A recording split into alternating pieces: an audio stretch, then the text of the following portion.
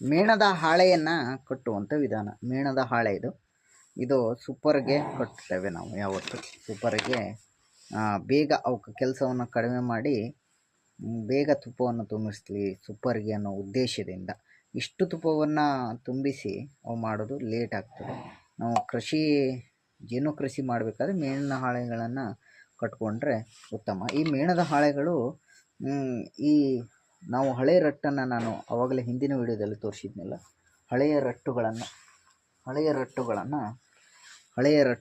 ಇವೇ ಈ ಮೇಣದ ಹಾಳೆ ಅಂದರೆ ಈ ಹಳೆಯ ರಟ್ಟುಗಳನ್ನು ಎಲ್ಲ ಮುದ್ದೆಯನ್ನು ಮಾಡಿ ಈ ರೀತಿಯಾಗಿ ಮುದ್ದೆಯನ್ನು ಮಾಡಿ ಅದು ಮೇಣ ಆಗ್ತದೆ. ಆ ಮೇಣವನ್ನು ಒಂದು ಇರ್ತದೆ, ಮಿಷನ್ನಲ್ಲಿ ಹಾಕಿದರೆ ಅವು ಮೇಣದ ಹಾಳೆಗಳು ಈ ರೀತಿಯಾಗಿ ರೆಡಿ ಆಗ್ತದೆ. ಮತ್ತು ಮೇಣದ ಹಾಳೆ ಅಂದರೆ ಯಾವುದೇ ಆರ್ಟಿಫಿಷಿಯಲ್ ಅಲ್ಲ. ಆ ಜೇನುನೊಣದ ಹಳೆಯ ರಟ್ಟುಗಳನ್ನು ಕರಗಿಸಿ ಬಿಸಿ ಮಾಡಿ ಮತ್ತು ಹಾಕೋದನ್ನು ಮೇಣದ ಹಾಳೆಗಳು ಅಂತ ಹೇಳ್ತಾರೆ. ಅದರಿಂದ ಈ ಮೇಣದ ಹಾಳೆಗಳನ್ನು ಈ ಸೂಪರ್ಗೆ ಯಾವ ರೀತಿಯಾಗಿ ಕಟ್ಟಬೇಕಂತ ಹೇಳಿ, ಇದು ಸೂಪರು. ಇದನ್ನು ಸರಿಯಾಗಿ ಕ್ಲೀನ್ ಮಾಡ್ಕೋಬೇಕು. ಯಾವುದೇ ರೀತಿಯಾದಂಥ ಹುಳ ಹುಪ್ಪಡಿ ಇರುತ್ತೆ ಈ ರೀತಿಯಾಗಿ ಕ್ಲೀನ್ ಮಾಡ್ಕೋಬೇಕು. ಚಾಕುದಲ್ಲಿ ಕ್ಲೀನ್ ಮಾಡಿಕೊಂಡು ಒಂದು 4 ಕಟ್ತೇನೆ. 4 ಬೇಕಲ್ಲ ಅದಕ್ಕೆ. 4 ಕಟ್ತೇನೆ. ಮೇಣದ ಹಾಳೆಗಳನ್ನು ಸರಿಯಾಗಿ ಕ್ಲೀನ್ ಮಾಡಬೇಕು. ಈಗಿನ ಬರುವಂಥ ಮೇಣದ ಹಾಳೆಗಳು ಒಂದು ಸ್ವಲ್ಪ ಇದಕ್ಕೆ ಅಗಲ ಇರ್ತದೆ ನೋಡಿ, ಸೈಜ್ ಒಂದು ಸ್ವಲ್ಪ ದೊಡ್ಡದಿದೆ, ಸರಿಯಾಗಿ ಮಿಡಲ್ ಹೋಗೋದಿಲ್ಲ, ಅದು ಬೆಂಡ್ ಆಗ್ತದೆ ಮತ್ತು ಅದು ಮಧ್ಯವಾಗಿ ಕುಂದಿರಬೇಕು. ಈ ಕಡೆ ಮಧ್ಯ ಕುಂದಿರಬೇಕು. ಆದ್ದರಿಂದ ಏನು ಮಾಡಬೇಕು ಅಂದರೆ ಇವುಗಳನ್ನು ಮೇಣದ ಹಾಳೆಯನ್ನು ಕಟ್ ಮಾಡ್ಕೋಬೇಕು. ಯಾವ ರೀತಿಯಾಗಿ ಕಟ್ ಮಾಡಬೇಕು ಅಂದರೆ ಈ ಮೇಲ್ಗಡೆ ಕಟ್ ಮಾಡಬೇಕು.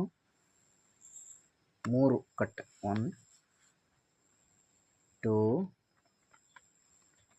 3 3 ಕಟ್ಟನ್ನು ಮಾಡ್ಕೋಬೇಕು. ನೆನಪಿಟ್ಕೊಳ್ಳಿ. ಒಂದು ಭಾಗವನ್ನು ಈ ಕಡೆ ಮಡಚಬೇಕು ನೋಡಿ, ಮಡಚಿದ್ದೀವಿ. ಒಂದು ಭಾಗವನ್ನು ನೋಡಿ ಈ ರೀತಿಯಾಗಿ ಈ ಕಡೆ ಮಡಚಬೇಕು. ಮತ್ತೊಂದು ಭಾಗವನ್ನು ಈ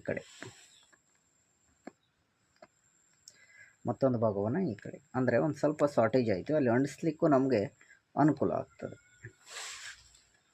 ಈಗ ಮೇಣದ ಫ್ರೇಮನ್ನು ನೀವು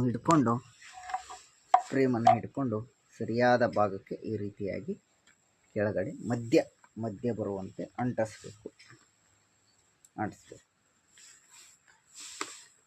ಸರಿಯಾಗಿ ಮಧ್ಯವನ್ನು ಇಡಬೇಕು. ಉದ್ದನೂ ಕೂಡ ಜಾಸ್ತಿ ಬರ್ತದೆ. ಇದು ಉದ್ದನೂ ಕೂಡ